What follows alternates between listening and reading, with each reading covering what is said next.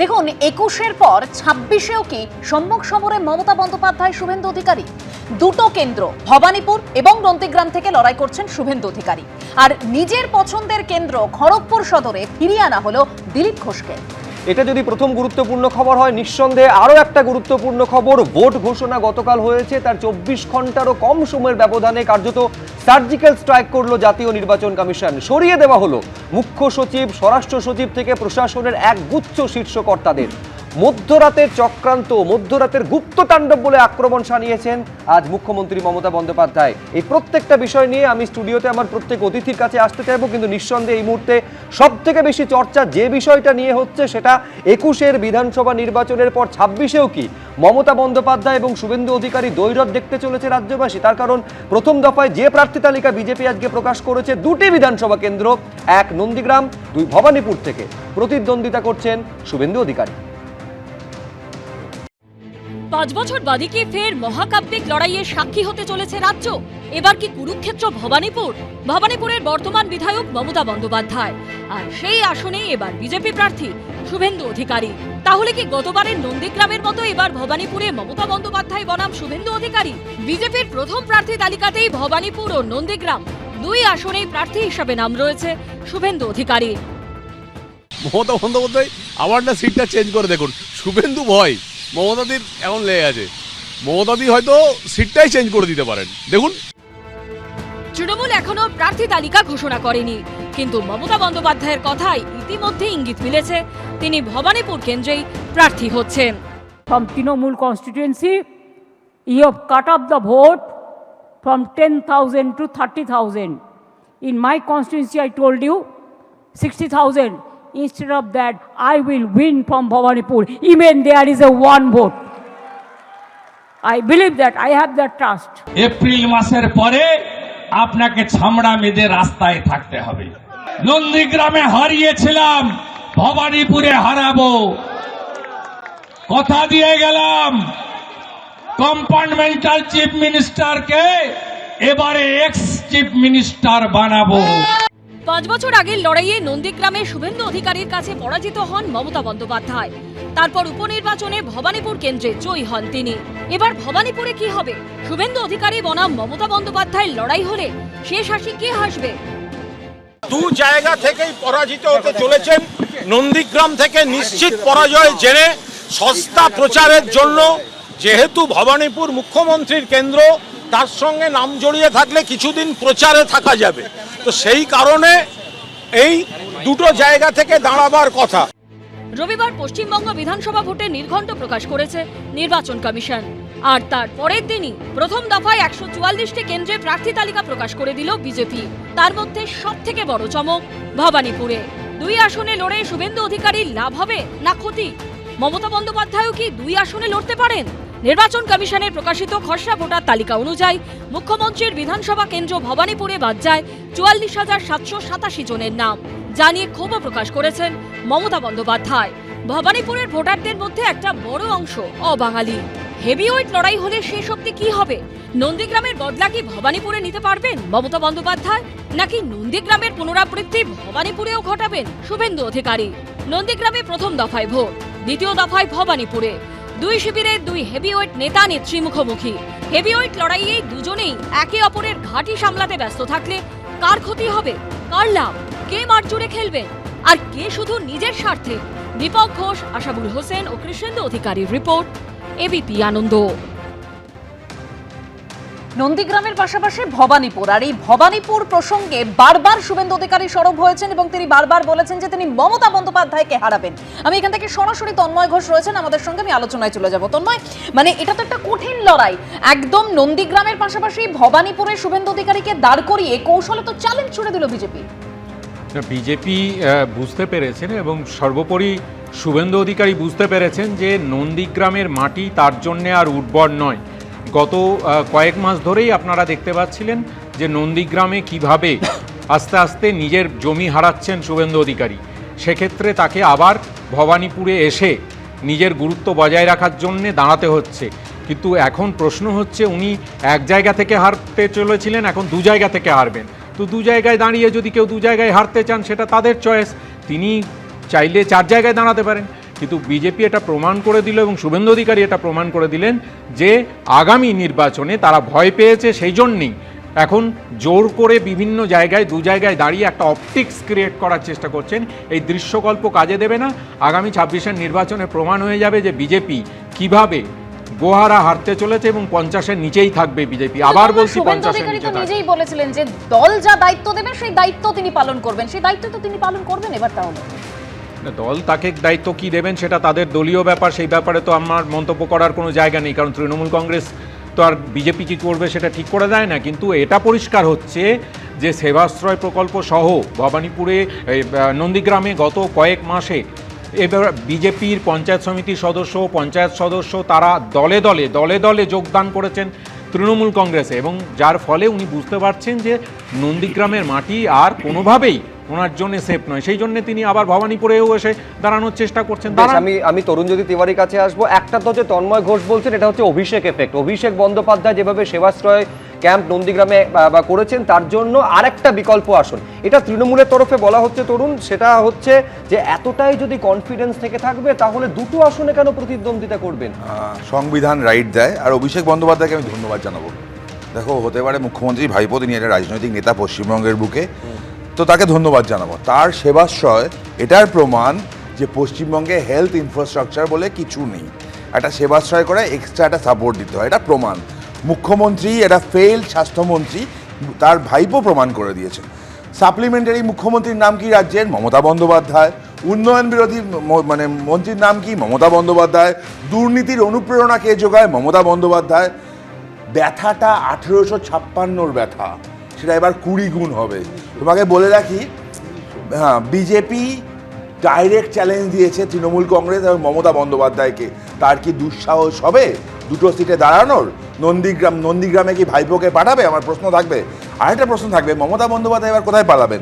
জলঙ্গি, দমকল, রানীনগর, এই সিটগুলো আজকের দিনে মমতা বন্দ্যোপাধ্যায়ের কাছে মনে হয় সেফ। তাও না, কারণ পশ্চিমবঙ্গের সংখ্যালঘুদের ওপর মমতা বন্দ্যোপাধ্যায় যে অত্যাচারটা করেছে। তুমি শুনলে না, আগের প্রতিবেদনে তো দেখালাম মমতা বন্দ্যোপাধ্যায় বলছেন একটা ভোটও যদি পড়ে তাও ভবানীপুর থেকে আমিই জিতবো। দেখো, স্বপ্ন অনেকে অনেক কিছু দেখতে পারেন। মুখ্যমন্ত্রী নন্দীগ্রাম থেকে জিততে গেছেন, তো সাপলি খেয়ে ফেরত এসছেন। পশ্চিমবঙ্গের মানুষ জেনে গেছে মমতা বন্দ্যোপাধ্যায় উন্নয়নের সবচেয়ে বড় স্পিড ব্রেকার। পশ্চিমবঙ্গের মানুষ জেনে গেছে মমতা বন্দ্যোপাধ্যায় থাকলে এখানে একজনেরও চাকরি হবে না। পশ্চিমবঙ্গের মানুষ জেনে গেছে দুর্নীতিকে একদম শিল্পের পর্যায়ে নিয়ে গেছে মমতা বন্দ্যোপাধ্যায়। পশ্চিমবঙ্গের মানুষ জানে তাদের খাবার চাল চুরি করে মমতা বন্দ্যোপাধ্যায়ের দল, তাদের ঘর বাড়ি চুরি করে মমতা বন্দ্যোপাধ্যায়ের দল, একটা চোরেদের প্রশাসন চালায়, সব দুর্নীতিবাজ দিয়ে সরকার চালায়। মানুষ জানে, মানুষ কাঁদে মমতা বন্দ্যোপাধ্যায়ের জন্য, মাথার ছাপ নিয়ে আজকে মমতা বন্দ্যোপাধ্যায়ের জন্য। আমফান ঝড়ে যখন বাড়ি উড়ে গেছিল সেই টাকা চুরি করেছে মমতা বন্দ্যোপাধ্যায়ের দল। আর সব কটার মাথার মতো তিনি বলেন না 294টা কেন্দ্রে আমিই প্রার্থী, মানে সব কটা জায়গায় দুর্নীতি, চুরি, রাহাজানি যা যা হয় তার দায় মমতা বন্দ্যোপাধ্যায়। আমি আজকে আবার ওপেন চ্যালেঞ্জ করছি, মমতা বন্দ্যোপাধ্যায়। তারপরেও তো সেই মমতা বন্দ্যোপাধ্যায় নামে ভোটটা পড়ে, তারপরেও মমতা বন্দ্যোপাধ্যায় 11-র পর থেকে যতগুলো বিধানসভা নির্বাচন হয়েছে তৃণমূল কংগ্রেস তাদের আসন সংখ্যা এবং ভোট পার্সেন্টেজ বাড়িয়ে এসেছে। না না, বলি মানে এগুলো তো সমান ফ্যাক্ট। সমান ফ্যাক্ট মনে করো না, change is the only constant. মানতে শেখো, মানে সময়ের দাবিটাকে বুঝতে শেখো।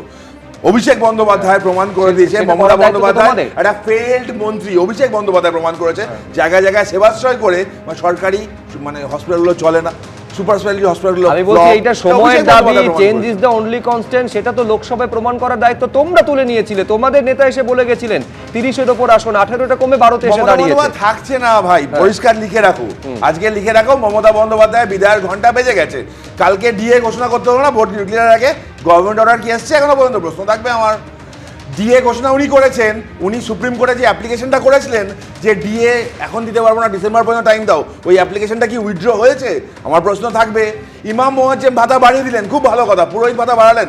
2012 থেকে ইমামদের ভাতা দেওয়া হয়, 2020 থেকে পুরোহিতদের ভাতা দেওয়া হয়, 12 থেকে 40,000 ইমাম পায়, 20 থেকে 7 থেকে 8,000 পুরোহিত পায়। এই 12 বছরের যে গ্যাপটা, সেই গ্যাপটার টাকাটা ব্যাকলগটাকে দিক, তারপর তো কথা হবে। যে টাকার ঘোষণা করছে তার সোর্সটা আগে বলুক, তারপর কথা হবে। মানুষ মমতা বন্দ্যোপাধ্যায়কে চিনে গেছে। বেশ বেশ, আমি এই জায়গা থেকে একবার বিশ্বনাথ চক্রবর্তীর কাছে যাব, কারণ বিশ্বনাথ দাও মানবেন যে এবারের বিধানসভা নির্বাচনে এই দুটি আসন অর্থাৎ নন্দীগ্রাম এবং ভবানীপুর, সব থেকে বড় ভবানীপুর অত্যন্ত আকর্ষণীয় একটি কেন্দ্র। এটা কতটা আরো বেশি করে আকর্ষণীয় হতে পারে এবং কোন কোন বিষয় অর্থাৎ কোন কোন ফ্যাক্টর কাজ করতে পারেন, তার কারণ আমি একটা তথ্য এখানে দিয়ে রাখবো। মমতা বন্দ্যোপাধ্যায় তিনি কিন্তু বারবার এই যে এসআইআর প্রক্রিয়া চলছিল একদম বিএলএ 2দের সঙ্গে বারবার বৈঠক করেছেন আমরা জানি, এবং তিনি এটাও বলেছেন যে ভবানীপুরে একদম বহিরাগততে ভরে গেছে। দেখো, আমি একটা অ্যানালিসিস দিতে চাইছি, একটু সময় দিও। সেটা হলো যে আমি যতটুকু জানি যে এই মুভমেন্টটা অর্থাৎ শুভেন্দু অধিকারীকে ভবানীপুরে দাঁড়ানোর সিদ্ধান্তটা দলীয় সিদ্ধান্ত, কেন্দ্রীয় নেতৃত্ব সিদ্ধান্ত এবং অমিত শাহ নরেন্দ্র মোদী মিলে সিদ্ধান্তটা নিয়েছে। উদ্দেশ্যটা কি? উদ্দেশ্যটা হলো মমতা বন্দ্যোপাধ্যায়কে সাইকোলজিক্যাল চাপে রাখা। মমতা বন্দ্যোপাধ্যায়ের নামে যেহেতু তৃণমূল কংগ্রেস ভোট পায়, ফলে মমতা বন্দ্যোপাধ্যায়কে যদি ব্যতিব্যস্ত করে রাখতে পারে, কনফাইন করে রাখতে পারে, সেটা সারা মানে বিজেপি সামগ্রিকভাবে মনে করছে তাদের লাভ। যে বিষয়টা, যেহেতু শুভেন্দু অধিকারী গতবার মানে মমতা বন্দ্যোপাধ্যায়কে হারিয়েছিলেন 1956 ভোটে নন্দীগ্রামে, ফলে একটা সাইকোলজিক্যাল চাপ ইতিমধ্যেই মমতা বন্দ্যোপাধ্যায়ের থাকবেই, যে গতবার পরাজিত হয়েছিলেন নন্দীগ্রামে। ফলে সেই চাপটা এবারও বজায় রাখতে চাইছেন তারা।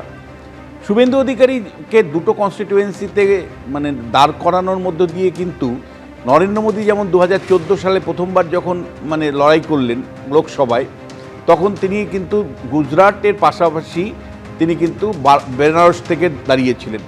উদ্দেশ্যটা একটাই, যে যদি মানে দল ক্ষমতায় আসে, প্রধানমন্ত্রী হিসাবে নরেন্দ্র মোদী উঠে আসবে। রাহুল গান্ধী ছিলেন ওয়ায়নাড এবং আমেঠি থেকে, দুটো থেকে। হ্যাঁ, মানে উদ্দেশ্য একটাই থাকে যে এই নেতা যাতে কোন মতেই মানে আইনসভার বাইরে না চলে যান, কারণ তাকেই নেতা হিসাবে দেখতে চাইছে। ফলে এক্ষেত্রেও আমার মনে হয় শুভেন্দু অধিকারীকে দুই জায়গায় দাঁড় করানোর মধ্য দিয়ে মানে ঘোষণা না করিয়েও বিজেপি ঘোষণা করিল যে বিজেপি যদি ক্ষমতায় আসে শুভেন্দু অধিকারী মুখ্যমন্ত্রী হবেন, পরিষ্কার শুভেন্দু অধিকারী মুখ্যমন্ত্রী হবেন, এই বার্তাটাই কিন্তু মানে বিজেপির তরফ থেকে দেওয়া হলো ঘোষণা না করেও। এবং ফাইনালি আমি যে কথাটা বলবো যে এবার মমতা বন্দ্যোপাধ্যায় কৌশল কি হতে পারে। তিনি মানে ভবানীপুরে লেগে আছেন, তোমার সাথে একমত। ভবানীপুরে একটা বড় ব্যবধানে মানে জয়ী হয়ে তিনি মধুর প্রতিশোধ নিতে পারেন শুভেন্দু অধিকারীর বিরুদ্ধে।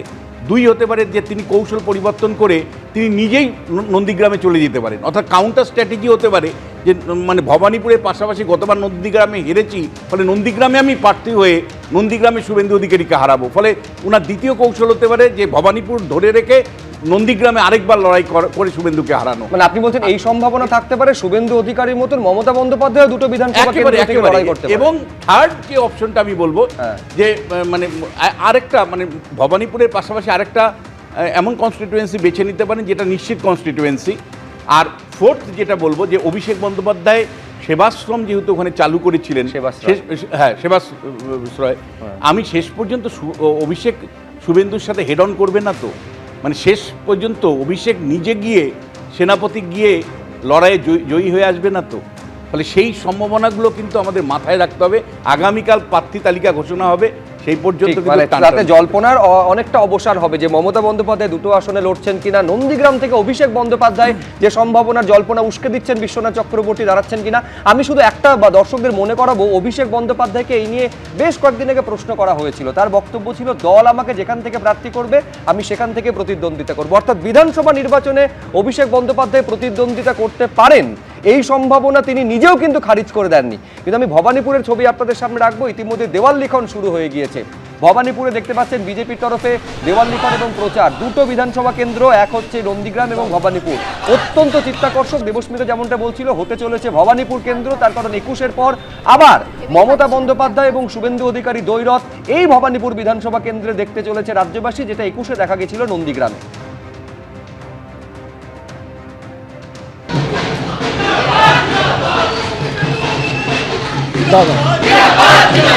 বিজেপির প্রার্থী তালিকা প্রকাশিত হয়েছে এবং সেই প্রার্থী তালিকায় সবচেয়ে বড় চমক ভবানীপুরের শুভেন্দু অধিকারী।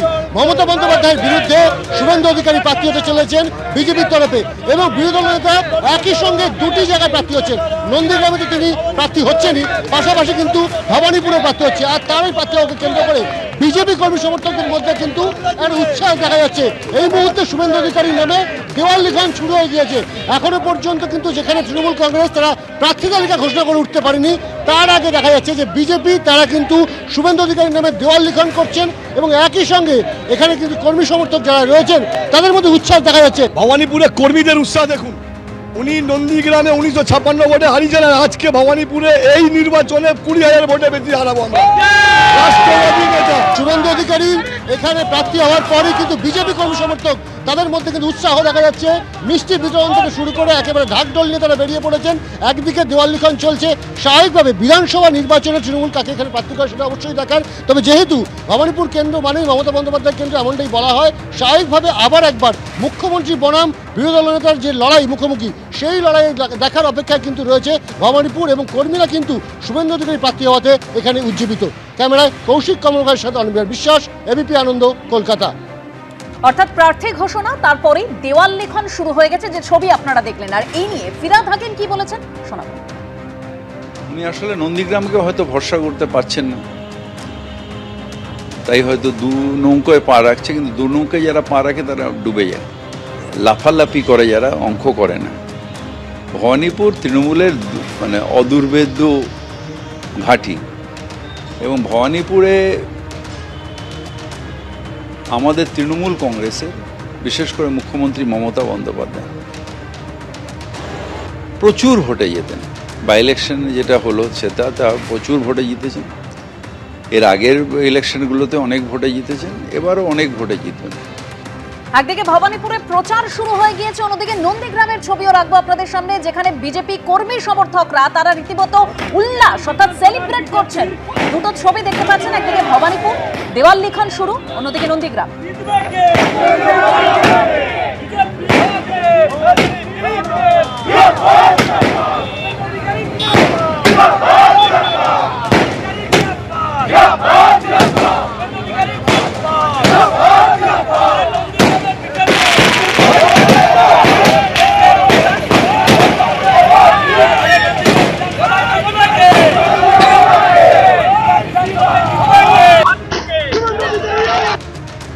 বিধানসভার প্রার্থীকে নন্দীগ্রাম থেকে জিতবে কে?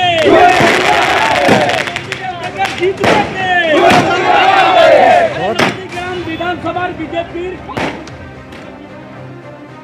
দেখুন, সচরাচর কর্মী সমর্থকদের মধ্যে এই উৎসাহটা দেখা যায় ভোটের ফল ঘোষণার পর এবং তাদের যখন প্রার্থী জয়লাভ করে। তো নাম ঘোষণা হওয়ার সঙ্গে সঙ্গে কার্যত বিজয় উল্লাস দেখা যাচ্ছে বিজেপির দলীয় কর্মী সমর্থকদের মধ্যে। কিন্তু আমি এইখানে পার্থপ্রতিম বিশ্বাসের কাছে আসতে চাইবো। পার্থদা, এক হচ্ছে যে হোম গ্রাউন্ড, মানে নন্দীগ্রাম যদি হয়ে থাকে শুভেন্দু অধিকারীর হোম গ্রাউন্ড, মমতা বন্দ্যোপাধ্যায়ের হোম গ্রাউন্ড ভবানীপুর, তা নিয়ে কোনো সংশয় নেই।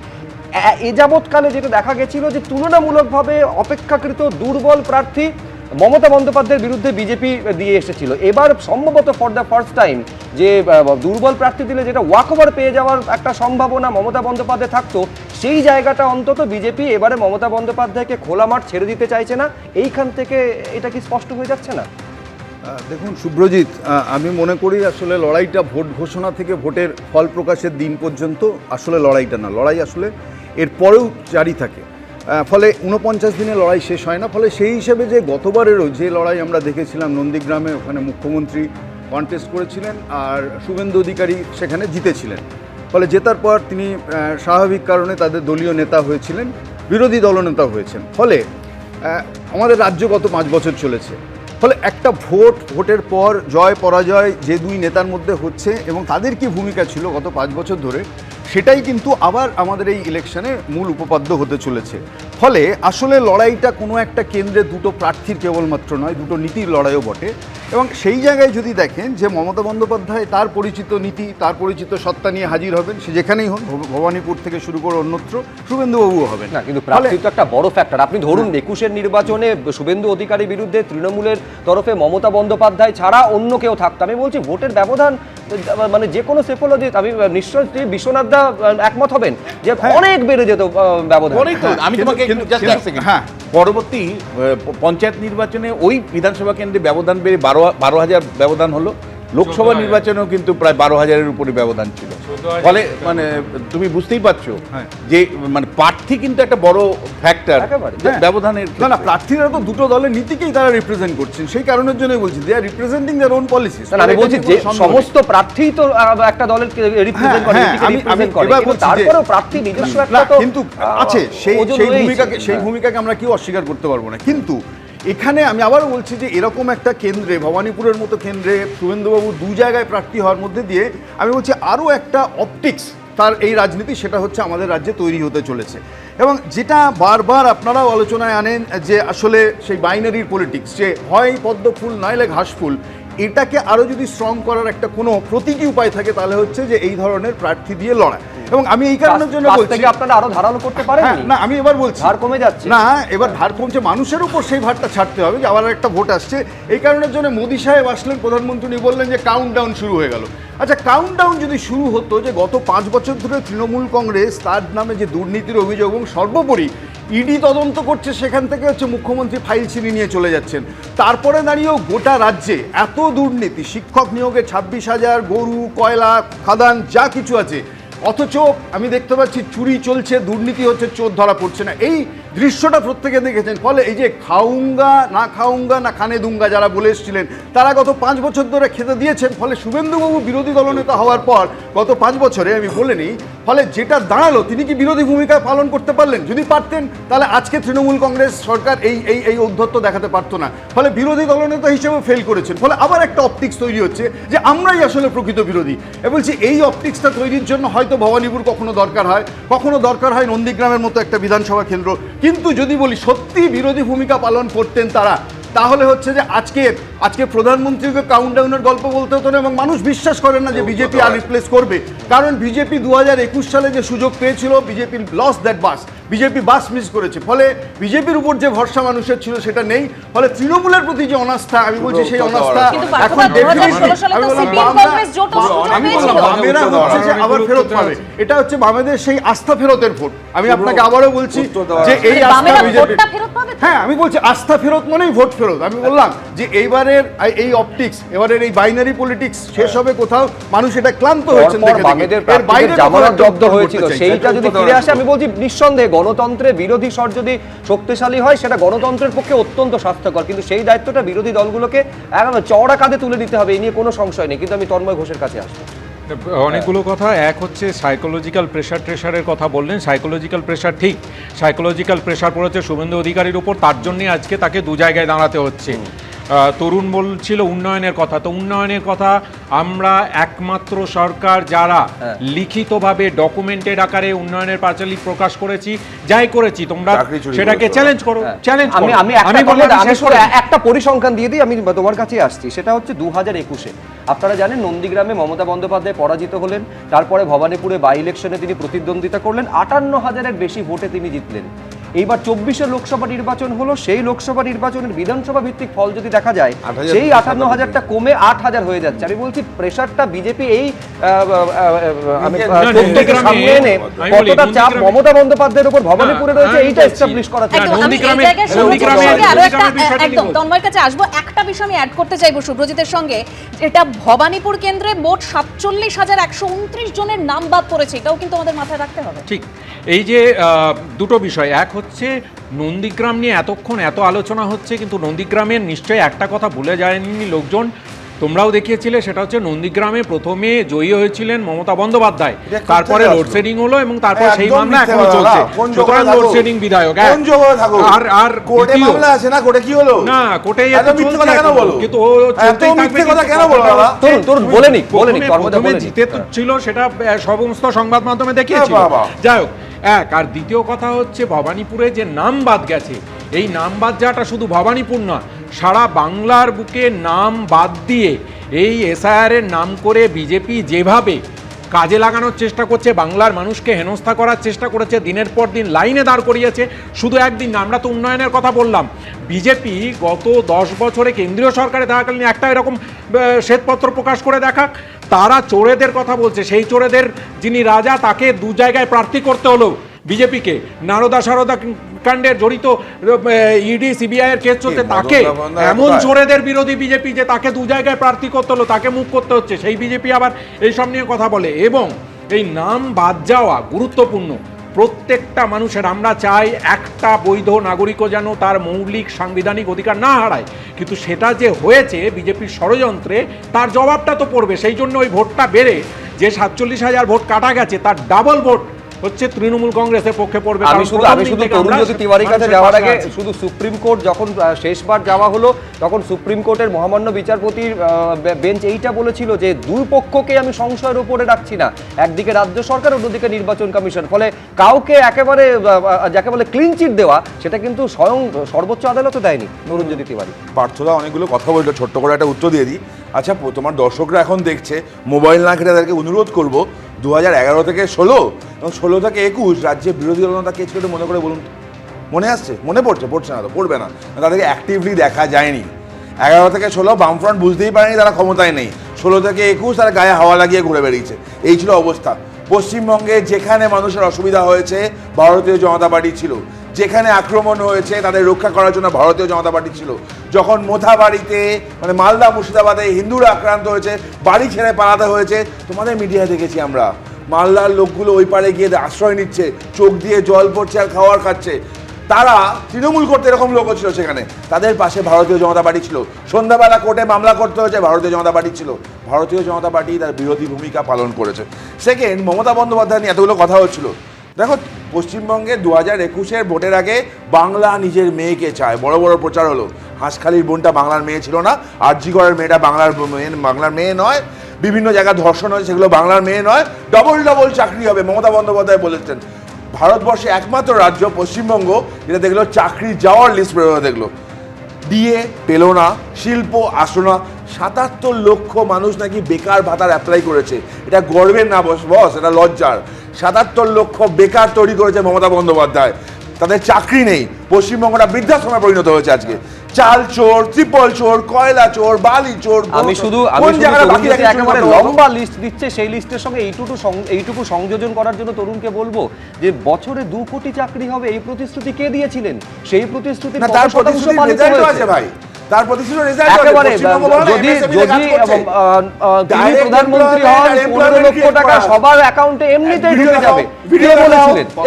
এই সুযোগ তারপরে সেটাকে জুমলা কে বলেছিলেন? এই কথাগুলো ইতিহাস ঘাটলে পুরনো কথাগুলো সমানভাবে মনে করিয়ে দিতে হবে। দেখাও, আমরা দেখতে চাই। 15 লক্ষ টাকার ভিডিওটা দেখাও, আমি দেখতে চাই, দেখাও না। আর চাকরির কথা বলছো না, তো প্রচারে গিয়ে বলেননি? আমি বলছি তো যে একেবারে কালো টাকা যদি বাইরে থেকে সমস্ত আনা যায়, এমনিতেই প্রত্যেকের অ্যাকাউন্টে 15 লক্ষ টাকা করে ঢুকে যাবে। এ তো প্রচারে খোদ এখন যিনি দেশের প্রধানমন্ত্রী তিনি বলেছিলেন। তোমাকে ওপেন চ্যালেঞ্জ করছি, আবার আমরা আলোচনায় ফিরবো, কারণ এই যে ভবানীপুর নন্দীগ্রামের কথা আমরা বলছিলাম, অবশ্যই যেটা তরুণজ্যোতি দাবি করছেন সেই ভিডিও অবশ্যই আমরা দেখাবো। কিন্তু এই যে ভবানীপুর নন্দীগ্রামের কথা আমরা বারবার বলছিলাম, তার সঙ্গে আরো একটা গুরুত্বপূর্ণ কেন্দ্র, সেটা হচ্ছে খড়গপুর সদর, যেখানে ফিরিয়ে আনা হয়েছে কাকে? দিলীপ ঘোষকে। তবে আজকে যে বিজেপি প্রার্থী তালিকা ঘোষণা করলো, তাতে কতজন সিটিং এমএলএ প্রার্থী হলেন আর কতজন প্রাক্তন এমএলএ কেও নিয়ে আসা হলো, দেখাবো এই প্রতিবেদনে, তারপর আলোচনায় আসছে। কথায় বলে ওল্ড ইজ গোল্ড, এই প্রবাদেই ভরসা রাখলো বিজেপি। প্রথম দফার প্রার্থী তালিকায় সংখ্যাগরিষ্ঠ বর্তমান বিধায়কদেরই ফের টিকিট দিল বিজেপি। প্রথম দফার তালিকা অনুযায়ী 41 জন বর্তমান বিধায়ককে ফের ভোট যুদ্ধে নামালো পদ্ম শিবির। বর্তমান বিধায়ক কিন্তু এবার আর প্রার্থী করল না দল, এমন সংখ্যা 8। কোথাও আবার ভরসা রাখা হলো প্রাক্তন বিধায়ক এবং প্রাক্তন সাংসদদের ওপর। উত্তরবঙ্গ বরাবরই বিজেপির শক্ত ঘাঁটি। সেখানে কোচবিহার উত্তর, তুফানগঞ্জ, কুমারগ্রাম, কালচিনি, ফালাকাটা, ডাবগ্রাম ফুলবাড়ি থেকে নাগরাকাটা, মাটিগাড়া নকশালবাড়ি, শিলিগুড়ি, ফাঁসি দেওয়ার মতো একাধিক কেন্দ্রে গতবার জয়ী প্রার্থীদের ওপরেই ভরসা রেখেছে বিজেপি। তুফানগঞ্জে ফের প্রার্থী হয়েছেন মালতী রাভা রায়, ডাবগ্রাম ফুলবাড়ি শিখা চট্টোপাধ্যায়, মাটিগাড়া নকশালবাড়ি আনন্দময় বর্মন, শিলিগুড়িতে শঙ্কর ঘোষের ওপরই ভরসা রেখেছে দল। এদিন তালিকা প্রকাশের আগেই সকালে শিলিগুড়ির 16 নম্বর ওয়ার্ডের দেওয়াল লিখন করতে দেখা যায় বিজেপি বিধায়ক শঙ্কর ঘোষকে।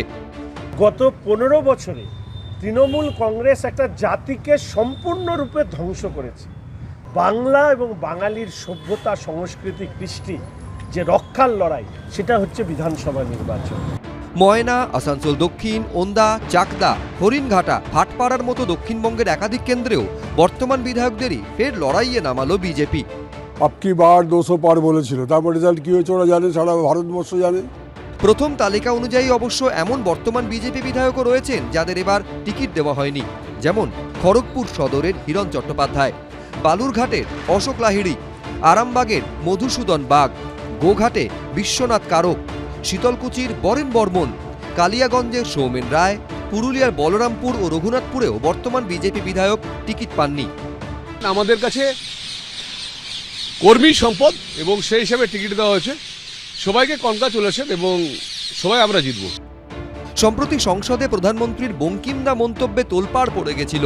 এই প্রেক্ষাপটে নৈহাটি বিধানসভা কেন্দ্র থেকে প্রার্থী করা হয়েছে বঙ্কিমচন্দ্র চট্টোপাধ্যায়ের পরিবারের সদস্য সুমিত্র চট্টোপাধ্যায়কে। প্রশাসনিক যেটুকু এক্সপিরিয়েন্স আছে, যদি আমাকে নৈহাটির মানুষ সুযোগ দেয়, সেই এক্সপিরিয়েন্স দিয়ে নৈহাটির যা যা উন্নয়ন করার উচিত বা প্রয়োজন সেগুলোই করব। প্রথম তালিকা অনুযায়ী কিছু জায়গায় প্রার্থী করা হয়েছে পুরনো মুখেদের, যারা এখন বিধায়ক ছিলেন না। করিমপুরে প্রার্থী করা হয়েছে সমরেন্দ্রনাথ ঘোষ, মন্তেশ্বরে প্রার্থী করা হয়েছে সৈকত পাঁজাকে, পাণ্ডবেশ্বরে টিকিট পেয়েছেন প্রাক্তন বিধায়ক জিতেন্দ্র তিওয়ারি। লোক নেই, তাই একাধিক সিটে দাঁড়াতে হচ্ছে, পুরনো লোককেই দাঁড় করাতে হচ্ছে। এর মধ্যে নতুন কিছু নেই তো, মানে যা হওয়ার ছিল তাই হয়েছে। প্রথম দফায় প্রকাশিত 144 জন প্রার্থীর মধ্যে 40 বছরের নিচে বয়স 36 জনের। দীপক ঘোষ, এবিপি আনন্দ। আমি বিশ্বনাথ চক্রবর্তীর কাছে যাব। বিশ্বনাথ দা, মানে একজোট বিজেপি সেটা বারবার সামনে এসেছে। কিরকম ভাবে যখন স্বরাষ্ট্রমন্ত্রী তিনি এসেছিলেন, বৈঠক করেছিলেন শুভেন্দু অধিকারী, শ্রমিক ভট্টাচার্য, দিলীপ ঘোষ সেখানে ছিলেন।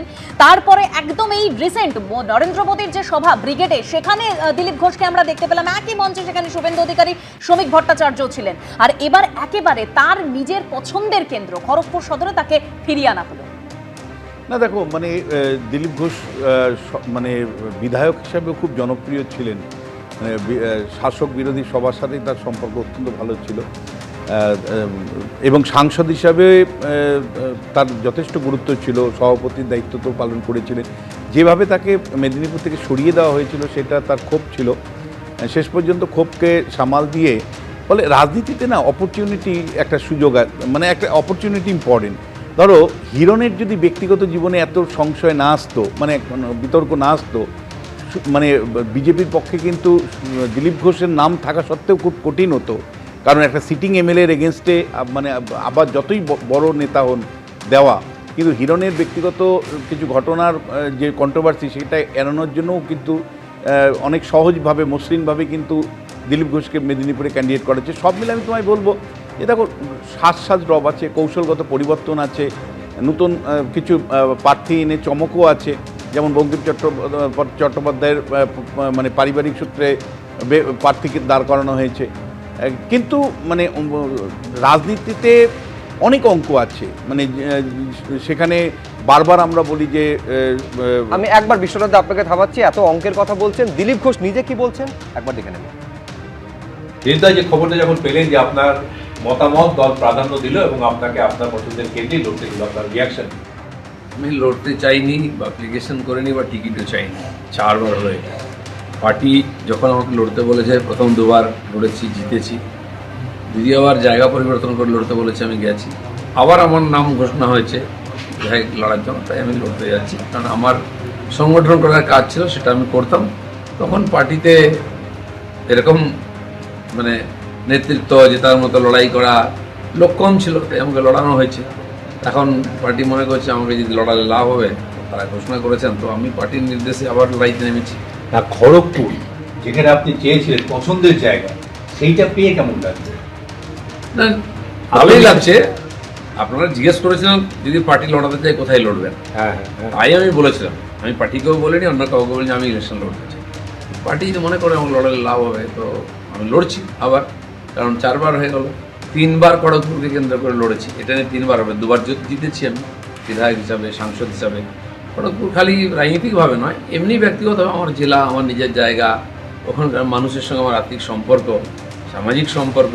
আমি গত 2 বছরের বেশি কোনো জনপ্রতিনিধি নাই, পদাধিকারীও নাই, কিন্তু খড়গপুরকে কেন্দ্র করেই আমি কাজ করে যাচ্ছি। যেতাম, সপ্তাহে 2 দিন থাকতাম, তো সেই সম্পর্কই আছে আর সেভাবেই চলবে। আপনাকে যখন খড়গপুর থেকে সরিয়ে বর্ধমান দুর্গাপুর কেন্দ্রে নিয়ে যাওয়া হলো, তখন আপনি ক্ষোভ প্রকাশ করে বলেছিলেন যে আমার নিজের কেন্দ্র থেকে সরিয়ে অন্যের কেন্দ্রে দেওয়া হলো, উদ্বাস্তু করে দেওয়া হলো আর কি। আজকে হিরণও একই কথা বলছে যে আমাকে তো উদ্বাস্তু করে দেওয়া হলো, আমি তো এখানকার বিধায়ক, আমাকে সরিয়ে দিলেন যাবে না। না, উনি তো আগে লোকসভা লড়ার জন্য ঘাটা লেগেছিলেন, তখন তো বলেন যে আমাকে মেদিনীপুরে দিন। তো পার্টি যখন যেমন সিদ্ধান্ত নেয় তার প্রয়োজন অনুযায়ী, আমরা পার্টির জন্য আছি, পার্টি আমাদের জন্য নেই। পার্টি যে সিদ্ধান্ত নেয় সেটা এমনি নিতে। তখন আমি বলেছিলাম যে ওটা জেতার সিট নয় এবং নির্বাচনে লড়বো আমি বলেছিলাম, কিন্তু পার্টির নেতারা আমাকে বলেছিলেন যে এটা পার্টির সিদ্ধান্ত, তো আমি মেনে নিচ্ছি। হ্যাঁ, বিশ্বনাথ থেকে মাঝপথে থামিয়েছিলাম। দেখো, আমি যেটা বলতে চাইছি যে দিলীপ বাবু কিন্তু এই সুযোগটা মানে অপরচুনিটিটা অনেক সহজ হলো, বা পার্টি ওনাকে ক্যান্ডিডেট করতে অনেক সহজ হলো যখন হিরণ চট্টোপাধ্যায়ের একাধিক বিষয় বিতর্ক, তৃণমূল অফিসে চলে যাওয়া, তার পরবর্তী তার পার্সোনাল মানে বিষয় নিয়ে কিছু বিতর্ক, সব মিলে কিন্তু একটা কোণঠাসা অবস্থা। ফলে পার্টি দেখেছে যে মানে দিলীপ ঘোষ অনেক পুরনো সৈনিক এবং সত্যিই ওনার মানে কানেকশন মানে মেদিনীপুরে যথেষ্ট পরিমাণে আছে। ফলে সেই জায়গা থেকে, এবং মনে রাখবে কংগ্রেসের সবচেয়ে মানে দীর্ঘদিনের এমএলএ, প্রায় ইতিহাস রচনা করা চাচাকে হারিয়ে, জ্ঞান সিং চৌহানপালকে হারিয়ে তিনি কিন্তু নির্বাচনে জয়ী হয়েছিলেন। ফলে সেই জায়গা থেকে পার্টি আবার, এবং যেটা ইম্পর্টেন্ট তুমি ঠিক বলেছো, প্রধানমন্ত্রী একটু আলাদা করে সময় দিলীপ ঘোষকে দিয়েছেন, দিলীপ ঘোষকে পার্টির মানে ভেতরের মধ্যে ঢুকিয়েছেন, এবং সব মিলে কিন্তু শ্রমিক ভট্টাচার্যের যদি জায়গা থেকে দেখো, ও সভাপতি হওয়ার পরে কিন্তু একটা মানে দলের মধ্যে একটা হ্যাপিনেস আনার চেষ্টা করেছে, সবাইকে সঙ্গে নিয়ে চলার চেষ্টা করা হয়েছে, এবং উনি বার্তাও দেবার চেষ্টা করেছেন যে সবাইকে নিয়ে যদি দলটাকে এগিয়ে নিয়ে যাওয়া যায়, তার একটা প্রচেষ্টা। এখন সেটা কতটুকু ক্লিক করবে কি না করবে সেটা তো আরেকটা বিষয়। একেবারে আমি শুধু এখানে দর্শকদের মনে করিয়ে দেব, এই যে মিটিংয়ের পরে যখন বর্তমান রাজ্য সভাপতি শ্রমিক ভট্টাচার্যের সঙ্গে আলাদা করে বৈঠক করলেন দিলীপ ঘোষ, বেরিয়ে এসে শ্রমিক ভট্টাচার্য বলেছিলেন দিলীপ ঘোষ তো মাঠ জুড়ে খেলবেন। এখন সেই খেলার জন্য কতটা নিজের মাঠে ফিরে আসার সুফল বিজেপি ঘরে তুলতে পারবে সেটা তো সময় বলবে। কিন্তু এর পাশাপাশি নিঃসন্দেহে আরও একটা গুরুত্বপূর্ণ খবর, যেটা সকাল থেকে রাজ্য রাজনীতিতে একটা বড় বিতর্ক বিশেষ করে তৃণমূলের ক্ষেত্রে হয়েছে, তৃণমূল যার জন্য রাজ্যসভা থেকে ওয়াকআউট পর্যন্ত আজকে করেছে, সেই প্রতিবেদন আপনাদের সামনে রাখবো। গতকাল আপনারা জানেন যে ভোট ঘোষণা হয়েছে, তারপর নজিরবিহীনভাবে সরিয়ে দেওয়া হয় মুখ্য সচিব, স্বরাষ্ট্র সচিব, এবং তারপর 24 ঘন্টারও কম সময়ের ব্যবধানে ডিজিপি থেকে শুরু করে একগুচ্ছ শীর্ষ আধিকারিককে পুলিশ প্রশাসনের সরিয়ে দিল জাতীয় নির্বাচন কমিশন। রবিবার বিকেলে পশ্চিমবঙ্গ বিধানসভা নির্বাচনের ভোটের দিন ঘোষণা করে নির্বাচন কমিশন। তারপরেই একের পর এক সার্জিক্যাল স্ট্রাইক। প্রথমে রবিবার রাতেই নজিরবিহীনভাবে রাজ্য প্রশাসনের শীর্ষে থাকা মুখ্য সচিবের পদ থেকে নন্দিনী চক্রবর্তী এবং স্বরাষ্ট্র সচিবের পদ থেকে জগদীশ প্রসাদ মিনাকে সরিয়ে দেয় নির্বাচন কমিশন। আর সোমবার সকাল হতে না হতেই সামনে এলো মুখ্য সচিবকে পাঠানো কমিশনের এই চিঠি। পুলিশ প্রশাসনের সর্বোচ্চ পদ ডিজি, এডিজি আইন শৃঙ্খলা এবং কলকাতার পুলিশ কমিশনার পদে রদবদল করল নির্বাচন কমিশন। মূলত ভোট পরিচালনার ক্ষেত্রে যে পুলিশ কর্তারা মুখ্য ভূমিকা পালন করে থাকেন তাদেরকেই সরিয়ে দিল নির্বাচন কমিশন। চিঠিতে পরিষ্কার জানিয়ে দেওয়া হয়েছে, ভোট শেষ না হওয়া পর্যন্ত অপসারিত কোনো অফিসারকে নির্বাচন সংক্রান্ত পদে নিয়োগ করা যাবে না। গত রাতে কি করলেন? রাত্রির 1টায় আমি মেসেজ পেলাম, মধ্যরাতে, কখনো শুনেছেন একটা স্বাভাবিক দল কাউকে কাজে লাগিয়ে ছুপা রুস্তমের মতো বিহাইন্ড দ্য সিন মধ্যরাতে গুপ্ত তাণ্ডব করছে? ওদেরকে সরালে শুধু হবে না, ওদেরকে অন্য রাজ্যে পাঠাতে হবে। আর সবচেয়ে আগে যেটা করা দরকার, পুলিশ ওয়েলফেয়ার বোর্ডকে ডিফাঙ্ক করা দরকার। হোম ডিপার্টমেন্টের যে অর্ডার আছে সেই অর্ডারটাকে উইথড্র করে পুলিশ ওয়েলফেয়ার বোর্ডকে কমপ্লিটলি ক্লোজ করে দেওয়া দরকার। রাজ্য পুলিশের ভারপ্রাপ্ত ডিজির পদ থেকে পীযূষ পাণ্ডেকে সরিয়ে দায়িত্ব দেওয়া হলো সিদ্ধিনাথ গুপ্তাকে।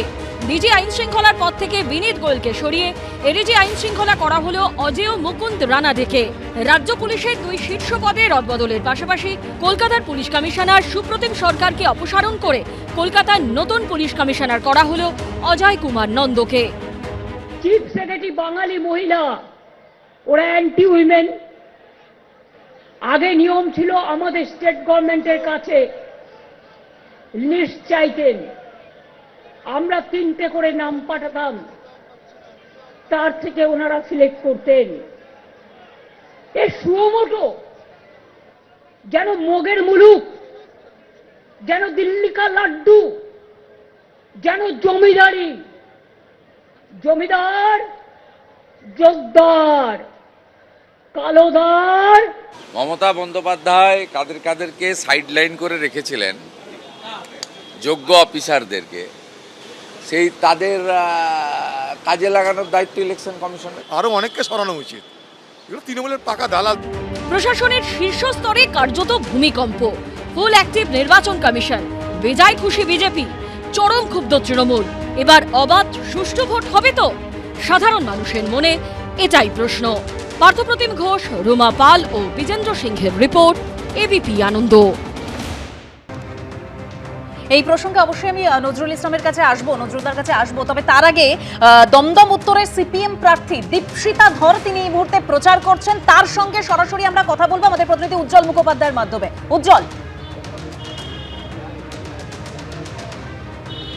দেখো, সেটা হচ্ছে বেলা 4টে নাগাদ নির্বাচনের নাম ঘোষণা করা হয়েছে এবং তারপরেই উত্তর দমদমে বেরিয়ে পড়েছেন দীপশিতা ধর। বিভিন্ন কেন্দ্রে ঘুরছেন, বিভিন্ন জায়গায় ঘুরছেন এবং আমি অজয় যে ছবি দেখাচ্ছে, দেখো সিপিআইএমের কর্মী সমর্থকেরা তারা একেবারে ভিড় করে দাঁড়িয়েছে। কি মনে হচ্ছে? উত্তর দমদম লাল ঝান্ডার ছিল, উত্তর দমদম আগামী দিনে লাল ঝান্ডারই থাকবে। কেউ যদি বলে বালির দীপশিতা উত্তর দমদমে কেন? সে তো ভবানীপুরের মমতা ব্যানার্জিও নন্দীগ্রামে গেছিলেন, এখন শুনলাম নন্দীগ্রামের শুভেন্দুও তিনি ভবানীপুরে চলে গেছেন। ফলে যদি অত বড় বড় নেতারা একটুখানি রাজ্য ভ্রমণ করতে পারেন, আমরা তো ছোট মানুষ, সাধারণ মানুষ, আমরা এটুকু বোধহয় করতেই পারি। এক সময় 2011তেও দমদম, এই উত্তর দমদমে কিন্তু সিপিএম জিতেছে, আবার হেরেছে, কখনো জিতেছে কখনো হেরেছে। কেন মনে করছেন মানুষ আপনাকে ভোট দেবে? মানুষ আমাদের ভোট দেবেন, মানুষ লাল ঝান্ডায় ভোট দেবেন। মানুষ দেখেছেন তৃণমূল বিজেপি দুটো সরকার, একজন কেন্দ্রে আছেন এবং রাজ্যে আছে, এবং এই দুটো সরকারের নেতা নেত্রীরাই কেউ আমাদের কথা বলছেন না, আমাদের চাকরির কথা কেউ বলছেন না, ছেলে মেয়েগুলো স্কুল ছুট হয়ে যাচ্ছেন তার কথা কেউ বলছেন না। এই এলাকা বিগত 6-7 দিন ধরে তারা জল পাননি, অথচ এই এলাকার যিনি এমএলএ তিনি পশ্চিমবঙ্গ সরকারের মন্ত্রী।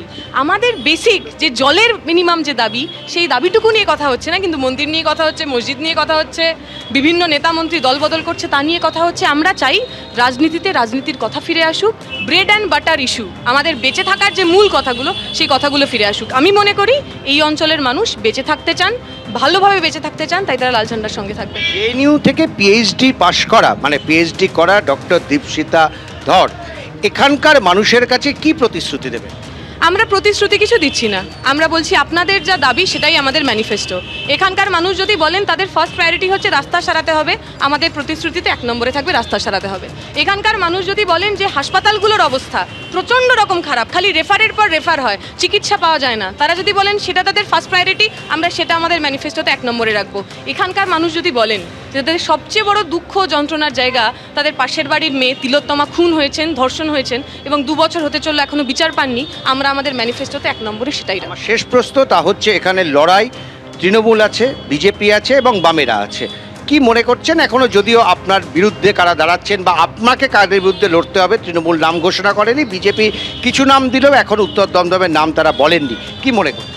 তৃণমূল বিজেপি একসাথে লড়বে তিলোত্তমার খুনিদের বাঁচানোর জন্য। তৃণমূল বিজেপি একসাথে লড়বে যাতে পার্থ চট্টোপাধ্যায়রা কোটি কোটি টাকা খাওয়ার পরেও জেলের বাইরে থাকেন। তৃণমূল বিজেপি একসাথে লড়বেন যাতে পশ্চিমবঙ্গে মন্দির মসজিদের রাজনীতি হয়, আর এদের দুজনের বিরুদ্ধে লাল ঝান্ডা, সাধারণ খেটে খাওয়া আমার বয়সী ছেলে মেয়েদের কথা বলবে। এবিপি আনন্দ, এগিয়ে থাকে, এগিয়ে রাখে।